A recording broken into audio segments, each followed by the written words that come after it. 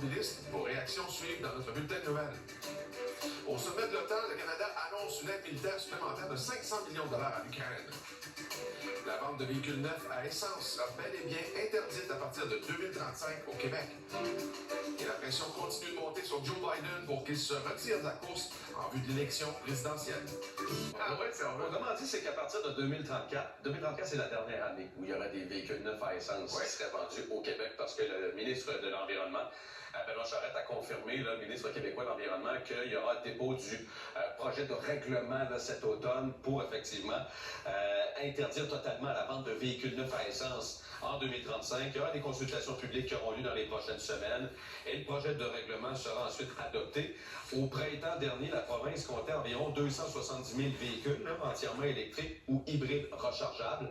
À court terme, le gouvernement a comme cible d'avoir 2 millions de véhicules électriques sur les routes du Québec pour 2030. Le dossier un peu. Il y a le Canada qui annonce une aide supplémentaire pour l'Ukraine de 500 millions.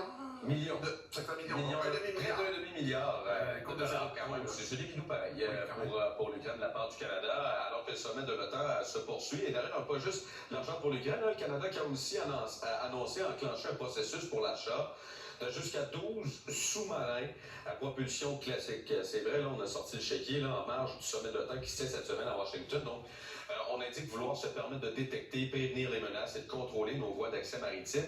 C'est encore trop tôt là, pour savoir quelle somme devra être déboursée par le Canada pour l'acquisition de ces nouvelles armes et quand auront lieu les premières livraisons également. Il y a eu l'aide militaire supplémentaire également à l'Ukraine. Par contre, depuis son arrivée à Washington, Justin Trudeau quand même a essuyé plusieurs critiques sur son engagement à atteindre le seuil minimum de 2% du PIB en dépenses militaires. Les dirigeants des pays membres de l'OTAN étaient réunis hier à la Maison-Blanche pour un souper. C'était un gros souper où les différents leaders ont participé effectivement à Washington et les dirigeants des pays membres étaient réunis à la Maison-Blanche. L'équipe de Joe Biden avait déclaré qu'il tentait d'éviter les événements après 20 heures.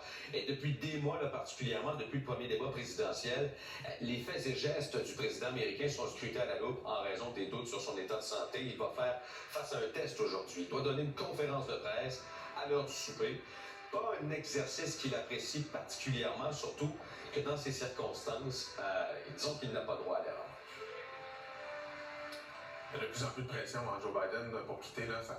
Au sein du parti, les concitoyens aussi là, américains, les personnes qui voteront en novembre prochain, effectivement, se questionnent là, sur la capacité de Joe Biden à diriger le pays. Il y a un premier sénateur de son parti, Peter Welch, qui lui demande d'abandonner, et je le cite, là, pour le bien du pays. Ça a été publié dans le Washington Post. M. Welch est le premier à le faire directement. Il y a un autre sénateur démocrate, Michael Bennet, qui dit que Biden va perdre s'il demeure dans la course. 8 élus démocrates de la Chambre des représentants ont demandé publiquement à ce que le président jette l'éponge, mais la pression ne vient pas seulement de son parti. George Clooney, via le New York Times, lui demande aussi de se retirer de la course. Le célèbre acteur dit qu'il aime Joe Biden, mais selon lui, il faut un autre candidat. Il a été clair cette semaine, Joe Biden, sur le fait qu'il tenait à rester dans la course, malgré les doutes qu'il y a à son égard actuel.